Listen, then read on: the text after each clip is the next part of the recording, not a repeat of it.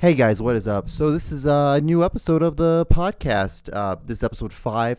I want to say thank you guys so much for watching, like, comment, and subscribe. Did you see that I fixed it? You can leave comments now. It's a cool thing now. It's a thing. It is the thing that is going to be part of the podcast. But you should do all that stuff. You should also follow me on my social medias at John D. Klauser. It is literally the same name, the same spelling, everything, as though when you subscribe, you take that name and you just plug it into Facebook, Twitter, or Instagram, and that's where you'll find me. So enjoy this clip, and then we'll get into the podcast. We got a good one this time, guys. We got a good episode this week. I hope. Wash your hands, don't eat snakes, and don't eat bats either now. People, why are you doing this stuff? This is why we have Corona. Yeah. There's a lot going on at this Somerville home. There are 2 adults, 3 kids, more than 60 animals, including some fish, and a whole bunch of moose turds. Mary Winchenbach runs Turdy Works. It's art made from the stuff that moose leave behind. Everyone takes a crap. Everyone goes to the bathroom, so everyone can relate to that. And the terms that I use to name these products are everyday terms that, people are used to hearing and stuff. So you just try to, combine the two to come up with something halfway decent that's funny, For example, the first thing that we make now, instead of a cuckoo clock, see, this is a poo-poo clock. And what we did see is we took them turds and we crammed them in between the number there, so that's 130, 230, 330. That's just one of many products she offers. Now over here we make fecal people. And depending upon the shape of them middle turds right there, we can do them with big boobs or guts or butts or long legs or short legs. See, because there's no 2 turds that are ever alike. Have you ever seen a turd, the 2 turds alike? Guess not. No. Mary says half the battle is getting her product, but to do that, she doesn't have to travel far. The turds are all local. We just go out and track the moose, and wherever the moose are, they're going to take a crap. And I have found that when a moose takes a dump, you walk about 50 yards in any direction and they take another dump. It's a fairly simple and efficient business model. And when a moose takes a dump, they'll crap out between 200 and 400 turds every time they take a crap. So it's like I get $5 a turd for these things. So I get jumping right up and down. I get excited when I see a turd. Since going viral, she doesn't know what her next local stop will be, but she's upping her game with a new Turdy Works Facebook page to peddle her poop. Get on there, and that's all my turds are on that page right there with the prices, and click on them, and then get to me and let me know what you need for turds, and I ship everywhere. Brian Sullivan, WABI TV5 News, Somerville.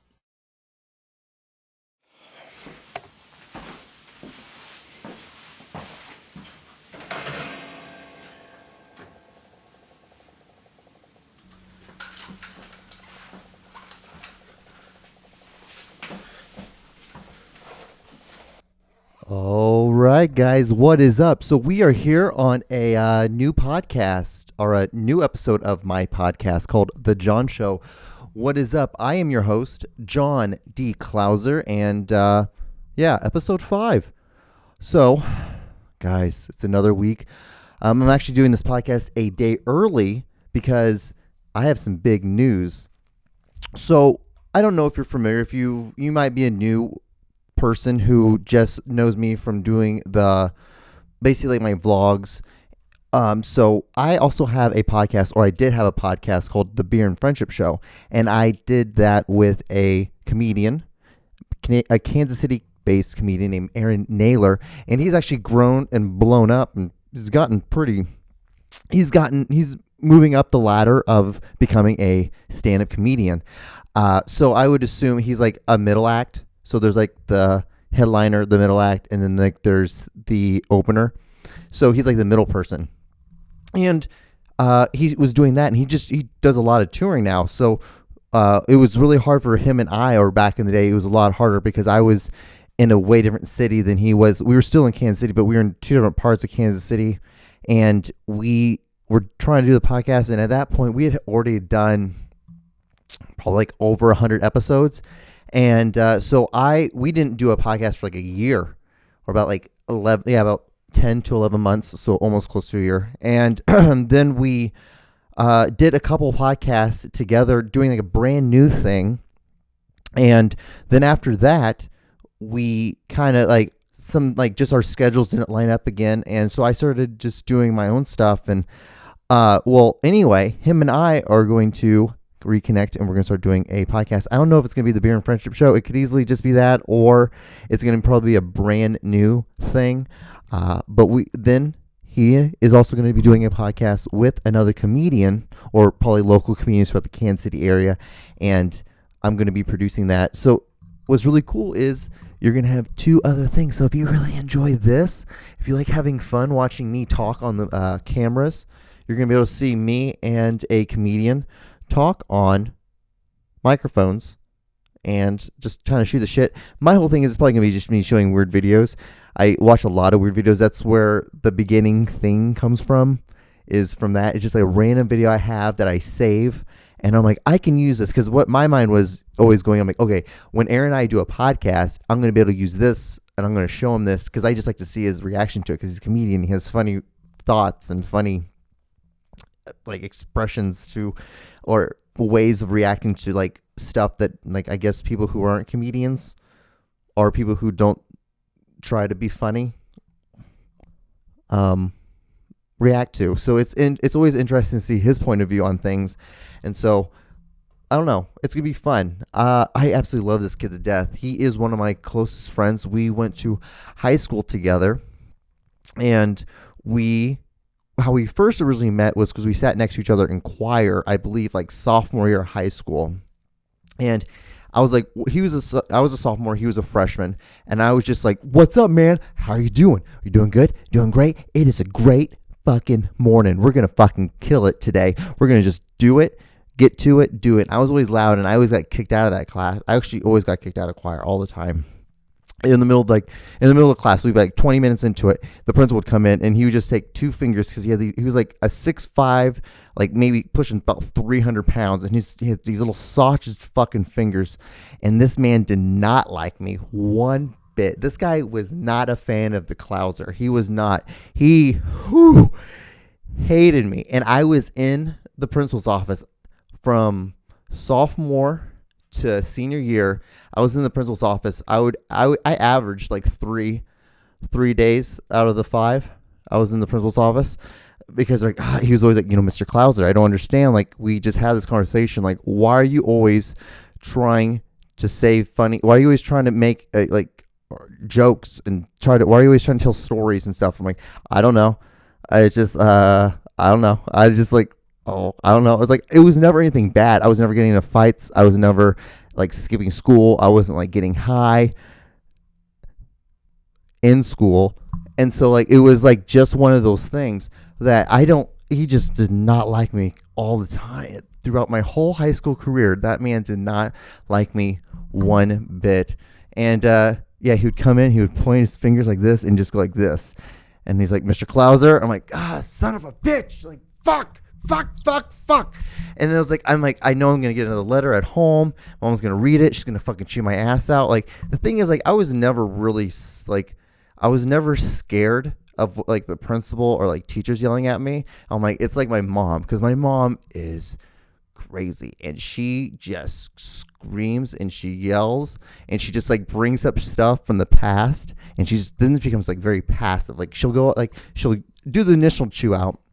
And it'll be several days of like this, like, you'll just be in a boat. You'll feel like you're in a boat and you're just like, just trying to, just every wave, up, down, up and down. And then like, I always had to like break it with telling a joke or like doing something funny, and eventually like kind of ease the tensions.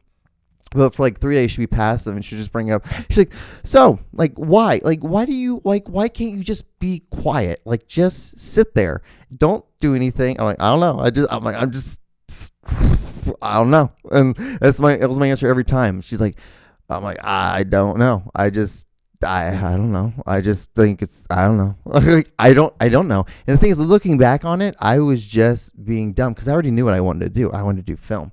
And so to like, all this, like doing math and like history was fun. Like, there was things that were fun, because I'm like, oh, that could be like a cool story to make into a movie or something like that. Because like, all I was doing was I was playing sports, working out, and then I would just watch movies, and I'd watch a lot of music videos.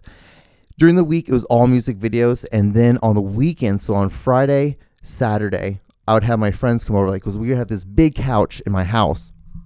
And so I would have 7-10 people over, and we would just be watching movies. And like my house was always packed with candy and good food. And my mom was cool like that. She would always rock it in the sense of like getting like the good candies. Like she would have healthy food, but there was always this like just a small piling of candy, chips.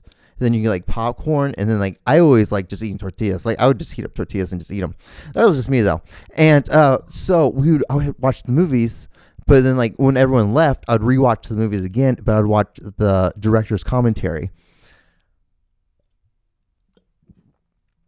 And watching the director's commentary, that's where I kind of really learned a lot of filmmaking, was in the sense of like, oh, they're like, well, we only had like these kind of lenses for this shot. So, and we only had this area or this location rented out for 2 hours because like this movie cost, like one of the Saw movies, like the original Saw movie was shot in 3 different locations, but it was like the main location was in a warehouse. Like I would say 80% of the movie was shot in a warehouse, and they just like sectioned it off and just did like the small scenes and do close-ups and quick cuts. And that's what was able to basically get them through the scene, was doing it like that because they had no money. And then the movie grossed so much money, and then it kind of went up to, then it became this big ass fucking huge thing, and it kind of shit the bed near the end. But like it's 7 movies in, like what do you expect? Like you can't expect one to be like that all the way through. It's just not. It's like that would be basically saying like, hey, an NBA team or a professional football team, like why didn't you go like a perfect season and then win the Super Bowl? And like I guess New England, why do you not let that happen? But it's like that. It's very similar to that sense. So like you can't expect a whole series to be amazing. There's going to be some down points. There's going to be some awful years. Like there's going to be some years that you don't make the playoffs. There's going to be some shitty movies like the number 4, number 5 that don't make any sense, and there's no reason to have them, but like it's building and building and building. And they were one of the pioneers, I feel, in the sense of like doing these long stretches. Normally before that you'd only see Halloween 1, 2, 3. I guess Halloween is a bad, well, they just went out. They've gone over the ham too with that. But you'd start seeing this hardcore but like these were all like interlaced with each other. All 7 of them were like literally very tight, loosely serialed together. So it kind of made like a huge opera. If you watch them all in a row, you'll kind of see it and you understand kind of a story. But again, I said like 4 and 5 are not that good. Anyway, so, but like, yeah. And like that's where I got a lot of my filmmaking, was from that, was just watching the commentary and seeing how films are made, and how a director thought about how he wanted to make a movie, and how like they have no money, and this is like one of their very first movies, and so they're like, well, this is my very first like Hollywood movie, and this is my only chance I have, and I only have like, $100,000 to try to make a movie, and then a movie ended up grossing a couple million, because back then that was like right before the big boom where how easy it is now to watch movies online. So you were able to still make a bullshit movie for like American Pie. Like the original title to American Pie was something like, you can make this movie for like under like 500,000, something like that, or like 250,000. It was something that was a title to it, and like that's how they were pitching it. They're like, this is a really bullshit, easy kind of concept of a movie. Teenage, what's up? Animal House kind of meets like a boy trying to lose virginity story, and like it's just something like that, and then you just go crazy, and you can just like add weird shit, but you can just shoot it super fucking cheap, and that's how you kind of pitch those kind of movies. And like you're able to make a movie like that, and it can gross and then end up like making a huge series of like 5 or 6 movies, and like again they were all like not that expensive to make them, but like people just loved them because it was like in the sense, and now, but it's so easy to go online and you can just search shit. I do it all the time. Like it's just part of like the system, like of how you learn to become, at least for me, like you learn to be a filmmaker. You watch a lot of fucking stuff and you just have to watch it. You learn it, and you sit down with a piece of paper and a pen and you just fucking do it. And it is one of the most crazy things to do is try to make a movie or try to be a filmmaker or try to take a camera, then take like pictures. Because what you're doing is you're basically taking moving pictures and putting them together to tell a story. So it's this really weird game of like playing magic, which is, I love it. I think it's one of the cool, I think it is the most coolest thing, but it's also the weirdest thing in the entire world to even like want to do as a career, or to want to do, just to even want to like start doing it. It's like, go for it. I tell people to fucking do it, because my thing is like, if you do 10 or more stories on Snapchat or like on Instagram stories or Facebook stories or that, like you're a filmmaker, like you're making stories, like you're doing what I'm doing, but just not on a big scale. Like you can be a filmmaker. Like I don't understand like why you just don't just take a little bit more time, take a deep breath, think about what you want to shoot, and think about a reasoning behind it. And I guarantee you can be probably better than I am. Like, and I'm doing as a career, and because it's where people, or what's the cool thing about film school is you learn a lot about just like the technical stuff. Like for me, like I learned a lot about the lighting and how I can make a video. This is dog shit. Me talking dog shit. It's just whatever. For me, the big thing is like doing the lighting, camera, sound, syncing sound, talking, like for me. And then like the icing on the top is like me being able to try to sit here and talk and become more literate at that and become better and try to maybe grow my vocabulary, and maybe I can get some sort of like brain stew going, and maybe think about a movie, and then like that movie can like blow into something else, and that other thing can do this, and it's all about like trying to make something. But you have to do this. This is like grunt work for me. This is like basically going to the gym and working out. But yeah. I think that's the end of talking about my film stuff. We're like 13. I got like 14 minutes left in this podcast. So what else can we talk about? What else do we have here? I always write down a list of stuff, but then I always get into a big old rant, and then I don't realize. I'm like, oh, wait, I have about like 10 minutes left. I need to sit down here and think about what I really wanted to talk about, or what was it? Maybe this is what it is. It is just me rambling for 30 minutes or 28 minutes and working on projects, and like maybe using this to make other things, and that will be the bigger that was the bigger prize. See that's the great thing about filmmaking. We're going to go back to filmmaking again, I guess, or like not filmmaking, but just being a producer and creating, is that like this spawned now 2 more shows that I get to produce and I get to work on, and then I get to make it bigger. And that was like honestly when I first started doing the podcasts, and the podcast, like the Beer and Friendship Show. I started doing that, and then I started doing vlogging to promote the podcast, because I thought maybe if I show a little bit of like what I do filmmaking wise, or what I just do, or what I can do creatively filmmaking wise, then like maybe you might be interested in sitting down and listening to like my friend and I talk and do a podcast. Like you might be interested in what we have to talk about and the things that we talk. Like we did misconnections. We would go and we would just read like random facts, and I would have random articles I would find throughout the week. And then I would like, hey, I'm like, here's what it is. Like, what do you think about this? Like, do you think this is funny? Do you think this is not funny? Like, what do you think? What's stupid about it? Tell me about it. Why is it stupid? And, but yeah. And so, and now then I was like, well, that ended. And so I was like, well, I stopped doing the vlogs, because like for me, I got busy with other film stuff, like actual serious film stuff, by doing projects, and like that was a fun year doing that, like working freelancing, and also I had bullshit jobs on the side, but doing freelancing, it was fun. But I would never want to do that year ever again. That was a lot of having to talk to people and doing a lot of dumb stuff, and being like this having a boss. And I know, like, no matter what you do, you're always going to have a boss. You're always going to have to answer to somebody. I realize that. But I did not like having like all that structure where the structure had to rely with things that wasn't film.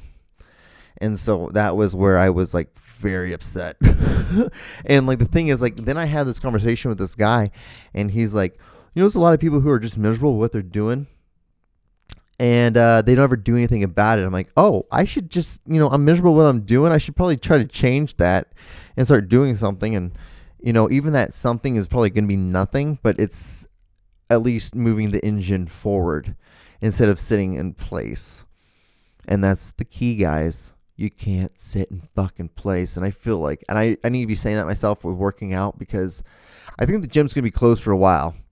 And like we got a week and I'm like going fucking stir crazy. So I'm going to have to buy a pair of running shoes. And I'm going to start running with a fucking mask on or something. Because like I don't know what's up. Because this is getting crazy with this whole corona stuff. And I don't know. Like I'm washing my hands a lot. Not touching my face. Always wearing gloves. I have gloves on all the time. It's like insane how much I have gloves on. I have gloves on all the time. And it's just because like I'm doing bullshit work right now because my film job is on hiatus. And yeah. And so I'm just kind of chilling out, waiting till like the storm like blows by. This is weird. I feel like this is how like people probably like, I know there's no relation, like no relating this to like a natural disaster, but maybe it is kind of like a natural, like something like when like Katrina, what was that? The hurricane that hit Louisiana or New Orleans. That like, there's the time where you just can't really fucking do anything. And you're just like sitting here. And I'm just like, well, I got to do something. And it was like a weird, like almost like a dressing in disguise or dressing in the thighs with the fact that I started doing this when this happened. And so it's like allowed me to have a lot of like just this random bullshit job. So I'm not traveling or anything right now. And I am just sitting in Kansas City. I do that, but I have a lot of like time where I can just sit down and I can go and I can write on something and then I can go back to work real quick and then like I can bounce off that and go back that. And then I sit and like, this is like through a whole week. A whole week is what I write down, but for like a thing of like what we could talk about or what I could talk about. But actually, tell you the truth, I use maybe this 5%, if that. This is just basically if I run out of me rambling, I just do that and then I talk about what is on my sheet of paper. But yeah, I've been able to use this time to think of like what I want to do, what my next step is going to be, because that's the key. You're always going to need to be a couple steps ahead of, especially right now. It's weird because who knows what's going to happen. Like I know we're going to get over this. We're in America. Like we do it. We get that. We do it all the time. And it'll be like, like every other time. Like whenever there's some bullshit, what happens? It happens. We get over it. We can do it. And then, but yeah, we're getting it done. And it's going to be a good time. It's going to, we're growing. We're changing. We're becoming better people. I feel like I'm like doing an ad now. But, so, yeah.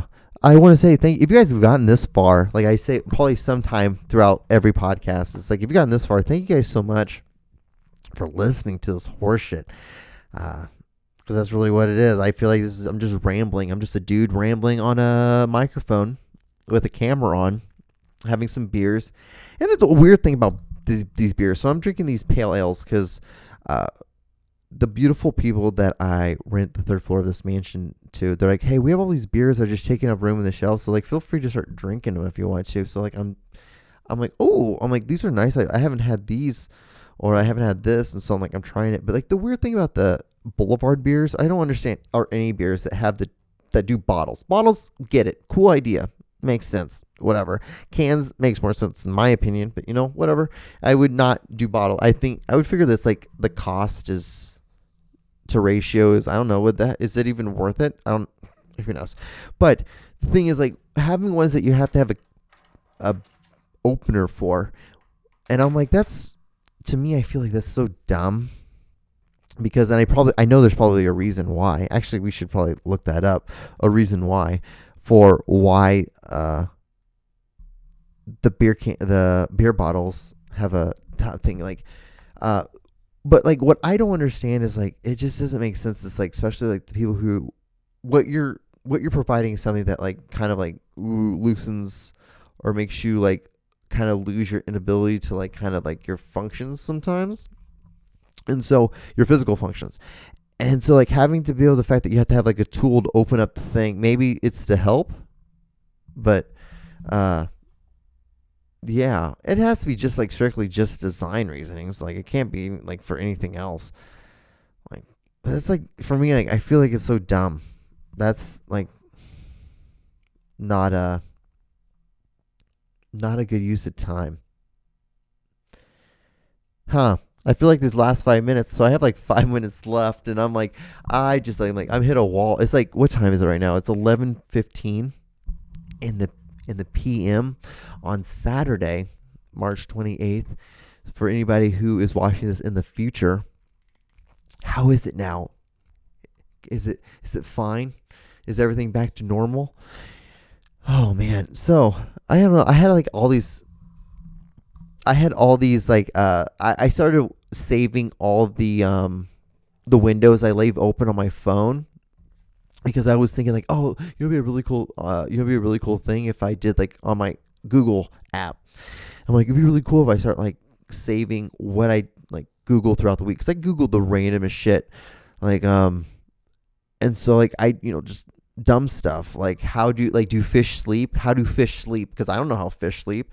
Fish actually sleep. What they do is they just slow down, and then they start like they go up to the surface, and like every once in a while you see that the fins will flap, and that's basically it. That's how you know that a fish is asleep. But like I didn't know that. I didn't know how fish slept. And so I would Google random stuff, and like I had like 5 or 6 different things saved, or not saved, but I just had them opened, and then my phone, the app like restarted itself, and then I lost all of them. So like the only thing I can remember is that I Googled the thing about the what the fuck were we talking about? The I really don't remember what we were talking about. Oh yeah, the fish, how the fish sleep. But like that's it. That's the only thing I remember. Oh, and there's another thing I remember, but I'm going to talk about it on the podcast tomorrow, so I don't want to double dip on the same subject matter, because I think it's going to be funnier tomorrow, because it's a way cooler thing that I Googled. It's a weird thing about animals and like trafficking. That's a hint. Google that. Animals and like trafficking. I don't know.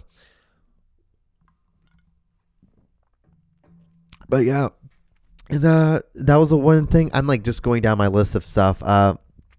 So my boss at my random job that I have, my boss told me he lives in an RV.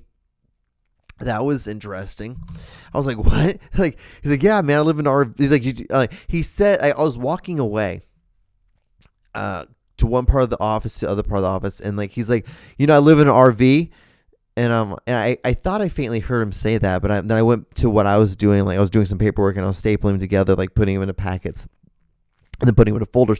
And he comes up to me, he's like, "Hey, did you hear me?" I'm like, "What?" He's like, "Did you hear what I said?" I'm like, "About what?" He's like, "Where I live." I'm like, "No." He's like, "The reason I like your backpack so much because I live in an RV." I'm like, "I like that kind of stuff." I'm like, "What?" I'm like, "What the fuck are you talking about?" Like this, I like that stuff. Like I guess he's. And then I'm starting to watch what he wears. So this is a random ass story that I have, but I have like 2 minutes to kill. And so I'm starting to watch what he wears, and like he wears like a lot of Hawaiian shirt button ups. It's like, all right. And he's always like, "What's up, bro? What's up, bro?" And he's like, "We shake a hand, but we can't do it right now." I'm like, all right. I'm like, cool.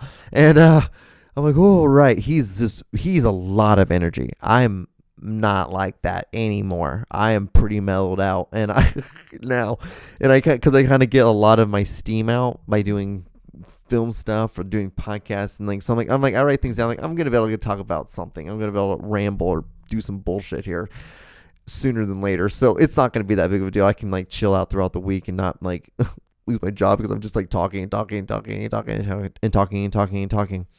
But But yeah, like actually, like I got told once, I have a stoic personality. I don't. I'm just dumb. I'm just sitting there like thinking. I'm like, I don't know what I'm gonna do about the next film. I'm like, oh, okay, what am I gonna talk about this podcast? I'm like, I don't know. It's like I don't know. Like what? How do fish sleep? And it's like just dumb stuff. I'm just like thinking about this, I'm like thinking about that. Like I'm just trying to like kill time until I can go home and I can be by myself and I can just hang out and just like turn some lights on and take pictures of some bullshit. That's my life, and I have like 45 seconds left, and I think I did a pretty good job this week, guys, on talking and keeping it going. For a small little part where I forgot about how fish sleep, I was going to tell you guys a story about my dad, but I only have when he called me, it was a funny story, so I'm going to tell you, I guess leave in a comment if anyone watched, remind me in a comment saying that like you should tell the story about like when your dad called you. It's a funny story. It actually is a pretty good story because he's Jewish and then I'm Hispanic and I'm adopted. And so it's kind of a funny thing like that. So like, hey, a little teaser on the whole thing. So I'll see you guys on the next episode. All right. Stay safe. Wash your hands. Don't eat bats. Don't eat snakes. Adios. Bye.